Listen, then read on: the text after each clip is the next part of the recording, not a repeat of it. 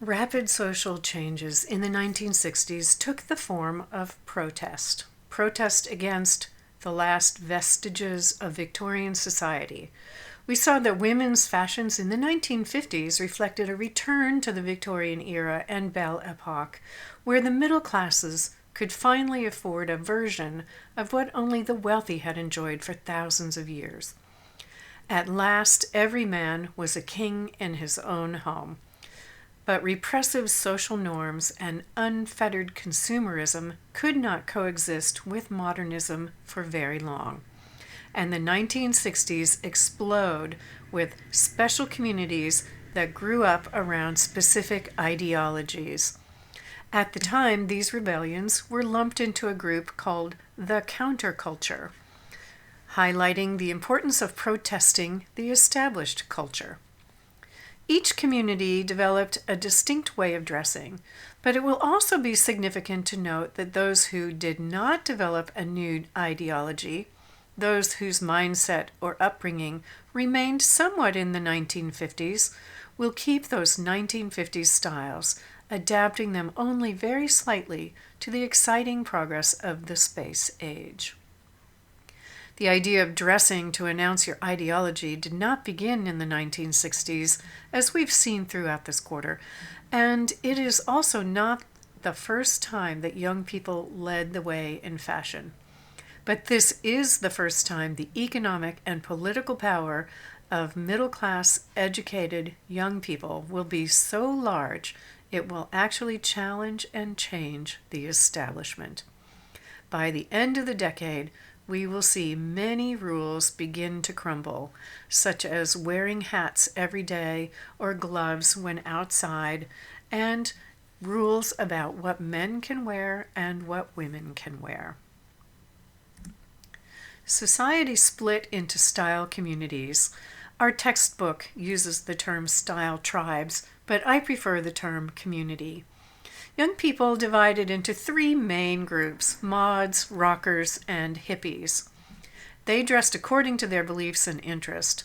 Rockers remain from the 1950s rebels and were often working class young people who did not attend college. They dressed in black, heavily favoring leather jackets. The term mod is used a little differently depending on what country you study. Mods were not stepping away from mainstream culture as were the rockers. Instead, they wanted to redefine mainstream culture with self-expression and futurism. Mod culture originated in the fashion boutiques and design houses of London and quickly leaped to Paris and the United States. Mods were very influential in the creative classes, such as writers, fashion designers, photographers, editors, music industry executives, those who defined the new popular culture.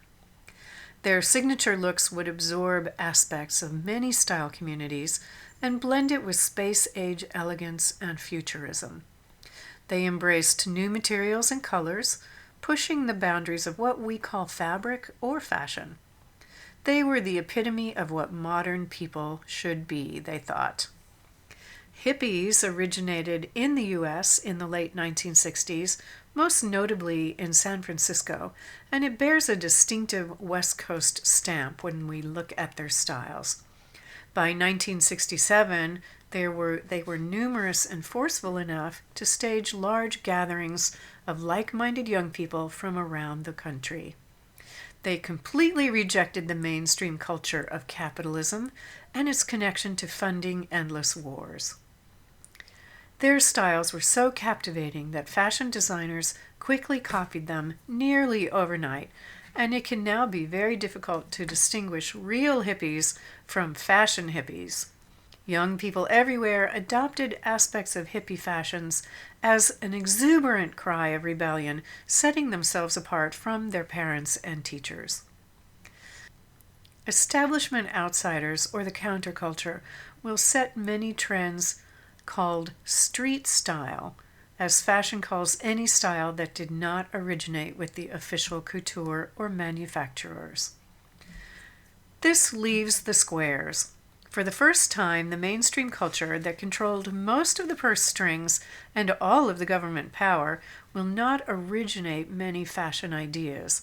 Instead, mainstream fashion will adjust and adapt silhouettes set in the 1950s, adding a space-age volume and updating their styles with ideas gleaned first from the mods and then even hippies. We will see one overarching influence on all style communities, the first completely manufactured synthetic fibers that were introduced in the 1950s. By the 1960s, the chemical industries had advanced to the stage where many more hard-wearing fibers were available. Synthetic fibers have the advantage of being made with dyes infused from the beginning, so searingly bright colors become possible. Some colors are so bright they were called day glow. Wearing synthetics was the sign of a modern, fun person, and they were embraced by those with a modern mindset and, in down market versions, by the middle classes. Synthetics were very affordable, as they could be manufactured on a much larger scale than is possible to grow cotton or raise sheep. So we will see a slow reversal of values by the wealthy elite.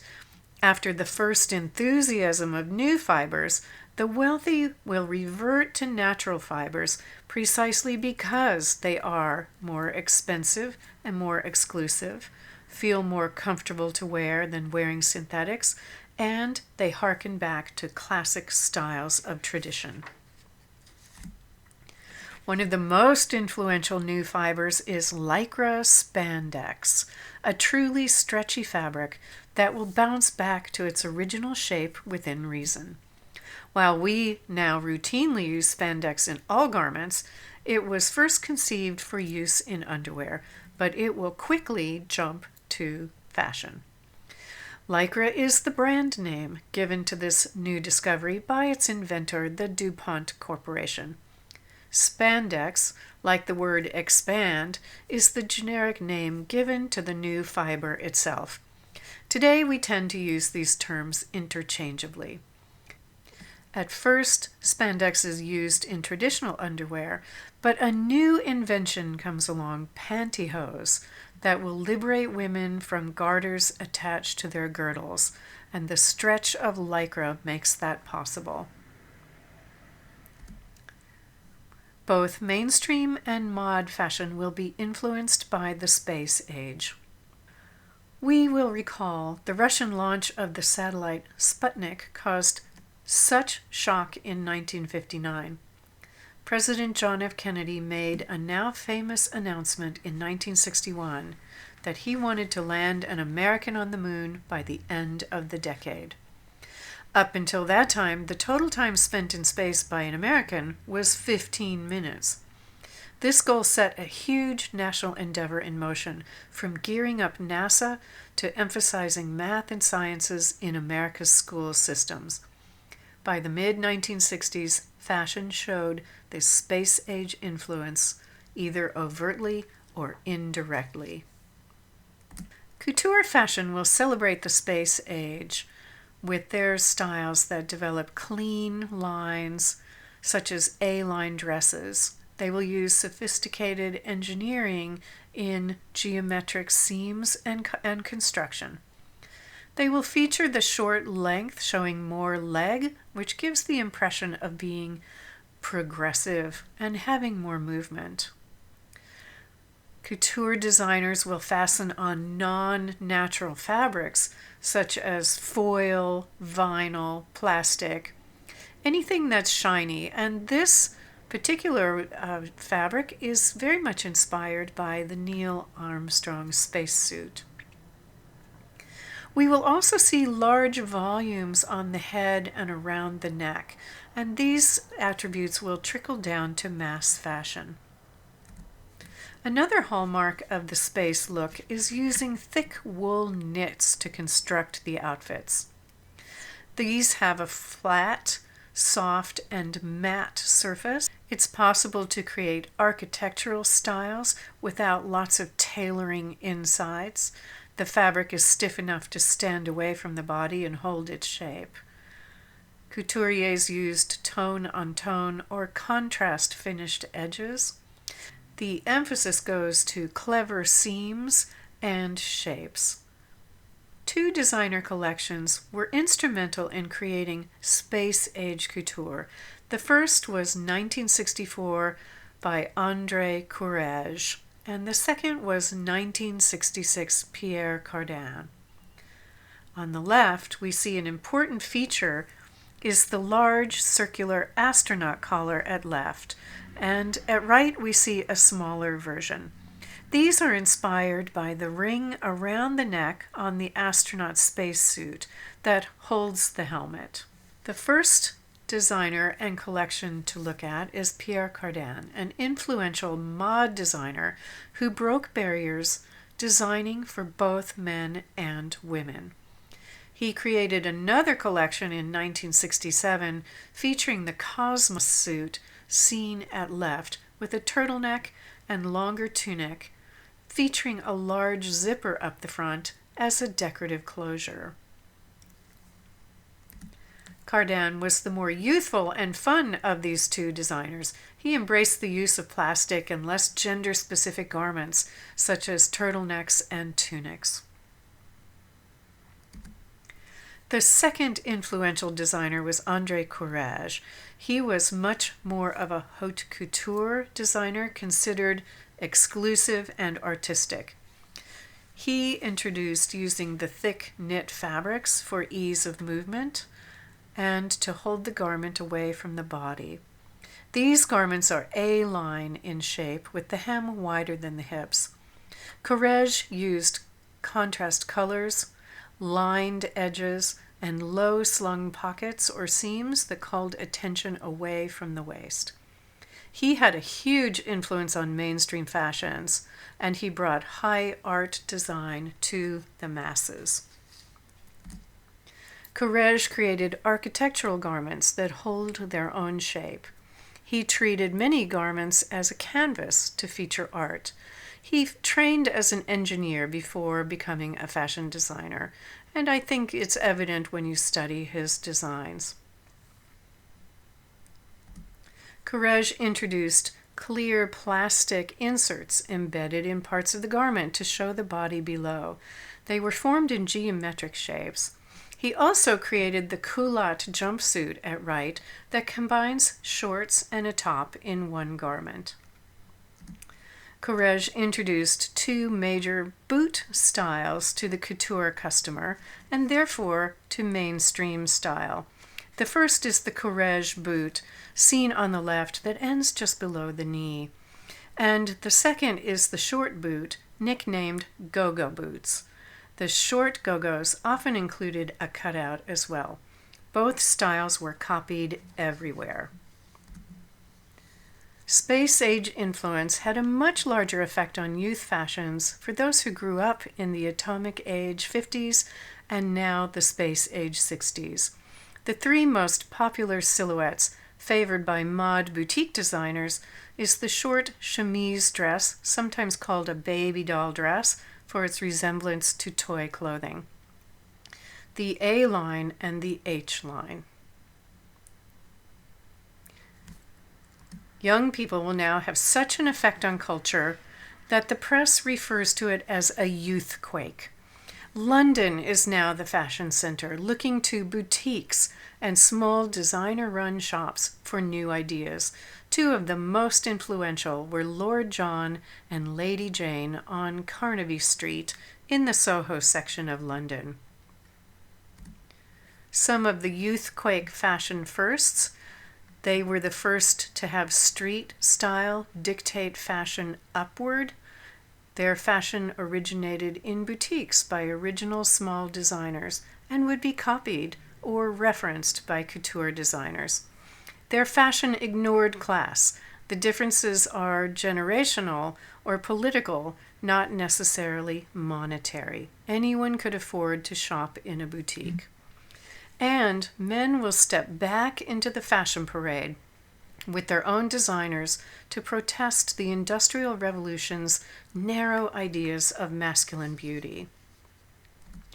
A broader name for this look was the Chelsea look, as that neighborhood was entirely oriented to young people as consumers in London, sprouting boutiques, coffee shops, dance clubs, bookstores, art galleries, all catering only to the new generation.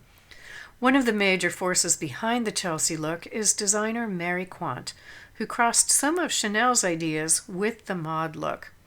She specialized in gamine dressing, or dressing women to look less adult and more androgynous. Signature items included the miniskirt, youth-oriented makeup colors, brightly colored tights and unitards with boots, and chunky flats. The Chelsea look, androgyny, differs from the 1920s garçon look that made women into genderless men. This time, the inspiration is clothing for very young boys. It strove to avoid the characteristics of adult women, again avoiding gendered responsibilities defined for them. And it's important to recall that during this era, young people thought adults over the age of 30 were suspect. They had usually sold out and were now part of the problem, not part of the solution. The Chelsea look introduced the miniskirt, worn apart from cutting-edge, space-age tunics and tights. Fashion historians disagree who's truly responsible. In 1964, Courrèges introduced the miniskirt, but it did not take off with his couture clients. In 1965, Mary Quant introduced an even shorter skirt that was popular with young buyers. They may both have been influenced by other street styles. Like the rest of the Chelsea look, you had to be young to wear this style effectively. In these examples, we can see other androgynous or childish details, such as the rounded Peter Pan collars, playful print fabrics, and flat shoes. The Chelsea look supermodel for this time was a woman named Twiggy, so called because she had a stick-like figure. She became a cultural icon and the face of the swinging 60s at only 16. Her androgynous appearance showed off these childlike fashions. She popularized this very short haircut and spiky eyelashes with enlarged eyes. In 1959, pantyhose were invented in a North Carolina textile mill when a woman asked her owner husband to figure out a better way for keeping up stockings. These were widely embraced by the younger set. They became a mod signature look, brightly patterned hosiery or stockings that were wearable art for the legs. It took a while for the sheer version to catch on, but by the mid-1960s, seamless, sheer, nylon pantyhose did catch on. They were especially needed for miniskirts. If you wore a short skirt and a garter belt, you couldn't bend over or sit at all. The signature hairstyle for mods was the 5-point cut created by Vidal Sassoon that vaulted him to worldwide fame. On the left, we see it on designer Mary Quant, and on the right, we see it on the first black supermodel, Danielle Luna, who wears a modified version. In 1960, Pierre Cardin becomes the first designer to create fashion designs for men that originate from a couture atelier. Cardin was a very influential mod designer, as we saw, and his mod style for men also experiments with childlike androgyny. These suits eliminate the lapel and collar. That has been a feature of menswear since the French Revolution. The short jacket length and slim fit create an optical illusion of childlike proportions. This style was called a cylinder suit at the time. The men in this image show us 3 mod items for men. They include a turtleneck, avoiding wearing a tie, stovepipe trousers, which feature a mildly high waist, no cuff on the trouser, a crease from mid-thigh to hem, a short length showing the entire shoe, and a tapered fit at the ankle. They will also wear a wide belt in their belt loops. And the third item is a mod or beetle boot that features a small heel. Men have their own versions of mod hairstyles featuring long layers cut with razors very precisely to lay in a feathered manner. Some cuts feature geometric bangs or points. African Americans began to be included in mainstream culture, such as Diana Ross on the left. At the same time, they rejected the dictates of white culture over their sense of beauty. Large geometric afros were a symbol of asserting that black is beautiful in its own right and did not have to copy mainstream culture to be considered beautiful. Mod style adapts workers' hats or a newsboy cap, but enlarges it to make it puffier. Mod coats for men and women will shorten to show more leg. Fur styles also reflect the mod influence using bright and contrasting colors. The idea was to redefine furs not as a serious luxury item, but as casual and individualistic items just for fun. These were generally made of cheaper furs like rabbit to make them more affordable to a youthful clientele.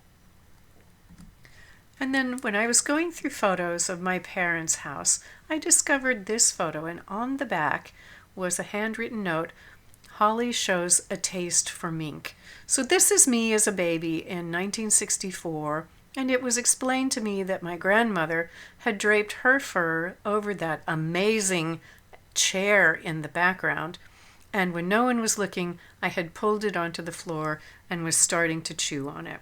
So I think I come by a love of fur, honestly.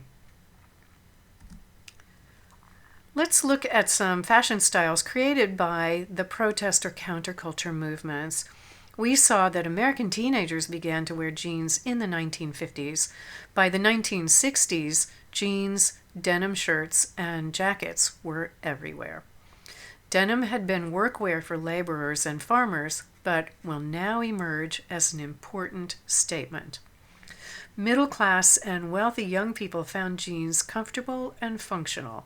Their parents and many institutions such as schools and offices enacted rules against wearing them. They were considered too casual and too close to the working class origin for middle class sensibilities. Parents and their teenagers fought over the appropriateness of wearing jeans on a daily basis. For young people, wearing work pants also suggested a rejection of bourgeois values and solidarity with the working man. Women were wearing pants more often, and young women adopted jeans, with some wearing men's versions because they came in a larger variety of sizes, were cut more closely, and featured the front fly closure. Denim jeans were the great equalizer between the sexes, with men and women dressing alike below the waist for the first time since men invented trousers and their hosiery in the Middle Ages.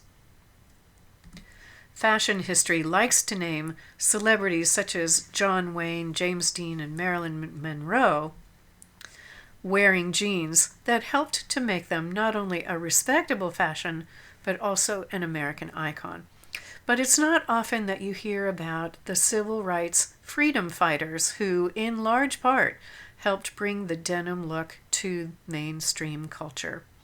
It was here that civil rights activists were photographed wearing the poor sharecroppers' blue denim overalls to dramatize how little had been accomplished since Reconstruction.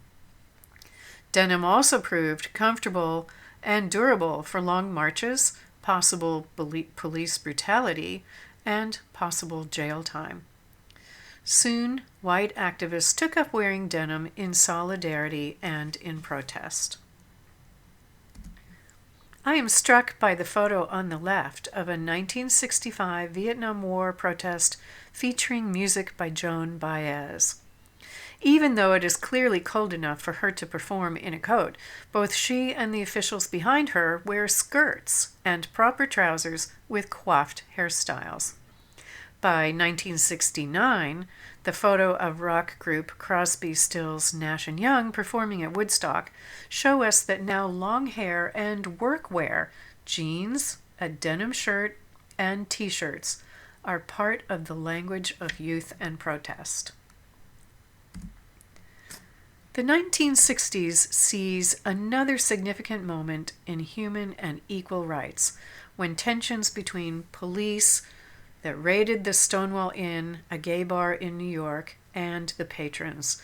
The patrons refused to go quietly, as they had done for 100 years. This time, the patrons fought back, joined by their Greenwich Village neighbors, patrons at nearby gay and lesbian bars, and setting off further protests. The Stonewall Riot is widely considered to be one of the most important events in social justice. One of the leaders and planners of this event was Stormé DeLarverie. She may have been the one to throw the first punch, but she was also a tireless activist for decades until her death in 2014. She dressed in what was defined as menswear at that time, continuing a long tradition of male impersonation as an entertainer. In her private life, she openly wore menswear. She was a known fixture on the streets of New York, patrolling the sidewalks to protect other lesbians and gays from attacks. The New York Times featured her when she died, describing her as tall, androgynous, and armed. The 1960s bring another landmark moment.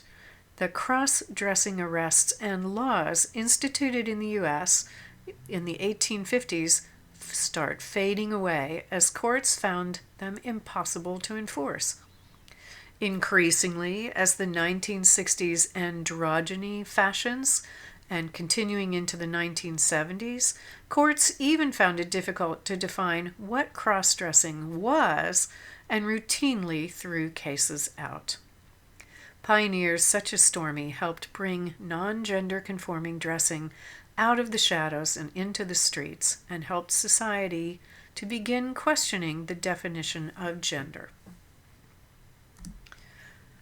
We also see a Romantic or Regency revival, sometimes called the Peacock Revolution or dandy fashion. Men revisit all the Industrial Revolution stole from them, their right to wear fine fashions. They revive the lace jabot and cuffs, ruffled shirts, peasant shirts, and wearing velvet, patterns, and fine fashion fabric. The fit is body conscious to show a youthful figure. The double-breasted suit is a popular choice. The trousers are so thin at the ankle a man can barely slip his foot through, and some contained openings. They were called stovepipe trousers. The look is finished with well-coiffed hair and mod ankle boots featuring a taller heel. Other attributes of the Romantic revival include long suit jackets, men wearing furs and large floppy hats, large jewelry, pointy-toed shoes with heels. We can compare our two fine gentlemen on the left with a portrait from the Regency era. An important style icon for this fashion was a fashion photographer named Patrick Litchfield. In the 1960s, photography was the profession to be in, setting styles and establishing cultural icons, social discourse, and making or breaking celebrities. Women experience a small Regency revival. We can compare an 1820s dress on the right to the 1960s versions at left. The high waist and A-line silhouette are the defining features. We have an American style icon for the Regency style. Rock star Jimi Hendrix was well known for his personal style. He was ahead of his time and set many of these trends in America. Middle-class men with regular jobs or from regular neighborhoods could not swan about in Regency coats and large pirate shirts, but they did adopt more color and texture into their evening wear, and ruffles returned for formal shirts. Another influential trend was the increasing importance of Italian fashion designers. The government of Italy subsidized a fashion industry after World War II to boost their economic recovery. Italian designers finally reached international notice in the 1950s and 60s. Designer Emilio Pucci created a highly decorated textile design that would sweep the world. Pucci-style prints would flood the market at every price point, luring even mainstream women into dressing in bright colors and swirling patterns. In the late 1950s and 1960s, the traditional boxy cut of English men's suits give way to the slimmer or more youthful Italian cut, which became known as the Continental look. One hallmark of the Continental look is using smooth and fine tailoring wools, or worsteds. They are lighter weight, the fabric drapes instead of stiffens, and fits well to the body. Continental suits feature a short jacket length that just cover the seat in the back. The Continental look introduced a new style of formal tie worn with a tuxedo, called the Continental tie. It is a wide strip of black silk or satin that crossed at the throat. It was held together by a snap or a decorative pin. Art and fashion will be more intertwined in the 1960s than ever before, with designers, artists, musicians, and photographers all mingling with each other and cross-pollinating ideas. The emphasis on mod fashions provides a canvas to feature graphic styles of art in garments rather than only featuring dressmaker details. One influential movement was the field of popular or graphic arts, which will take on a leading role in forming the culture, just as Art Nouveau had done in the Belle Epoque. The best-known graphic artist at this time was Peter Max, who captured the feel of an entire generation. His style was dubbed cosmic art at the time. One important influence was op art, which embraced optical tricks. It experimented with the way the eye and brain connected. Op art was widely embraced by consumer and mainstream culture. It celebrated mathematical relationships between items, perhaps a suitable response in a scientific space age. It features repetition of simple forms and colors for vibrating effect, and a confusion between the foreground and background. An influential American designer was Rudi Gernreich, who became one of the first designers based not in New York or Hollywood, but in Los Angeles. I consider him in many ways the American Courrege. His archive and many original garments are stored at the Fidham Museum in Los Angeles. He was an early practitioner of mixing op art and fashion. Mainstream artist David Hockney was one of the most influential artists in the popular art movement. Although he is British, he has lived intermittently in Los Angeles, embracing icons of the California lifestyle. In the 1960s, he also broke barriers, creating paintings with openly gay themes and subject matter, bringing the burgeoning gay rights movement to the public view. A counterculture movement of art and fashion sprang up, concentrating on cheap, throwaway fashion items. These creators designed dresses to be perishable. Some were even made of paper. The anti-fashion statement was to put a spotlight on mainstream fashion as a frivolous and wasteful form of cultural signals. Who empowered the fashion industry to speak for humanity and dictate what we wore? Since fashion is based on novelty, designers and artists like Mary Quant and Andy Warhol took this one step further, making items that would be fun to wear a few times and then discard. This presentation explored the major style communities associated with mod, dress, and the major youthful counterculture style communities. While individual couturiers will create some unique fashion firsts, we will see continued fracturing of the central fashion world into the 1970s. Our dogs in history for the 60s are set in bronze as part of the Civil Rights Memorial in Birmingham, Alabama. It commemorates the horror civil rights activists endured when they were attacked by police dogs.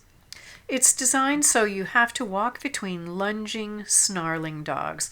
When I did it, even though I knew the dogs were statues, I felt a grip of such fear that I actually became lightheaded and panicky. This is the best testament I have ever seen to civil rights activists recreating how brave they had to be to knowingly walk into such a nightmare. But the 1960s also brought us optimism and mod space-age dogs. In 1962, a cartoon series was introduced called The Jetsons, which imagined a utopian future.